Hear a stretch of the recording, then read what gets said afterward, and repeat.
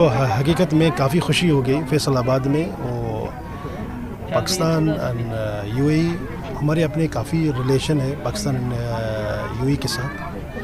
और हम समझते हैं पाकिस्तान हमारे अपना पार्ट है, हमारी लाइफ में हमारी हिस्सा है, हमारी सक्सेस यूएई के साथ और हर हिस्से में हमारे साथ वो साथ रह रहे हैं। और हम हमारे लीडर, हमारी गवर्नमेंट, हमारी कम्युनिटी पाकिस्तान के साथ है और रहेंगे। आज मेरे लिए स्पेशल मेमोरी है। मैंने सर के इन्विटेशन में आया था फैसलाबाद में। मैंने देखा इस मैच को, हॉकी मैच अकादमी है, तुम लोग का कौमी खेल है, इसमें मुझको बहुत काफ़ी खुशी हो गई। मैं जस्ट इतना बोलना चाहता हूँ, सर के साथ बात हो गई, वैसे के मैच को इस एक स्पेशल इवेंट बना के दुबई में इस चीज़ को आगे इंशाअल्लाह लोग के सामने लाएंगे।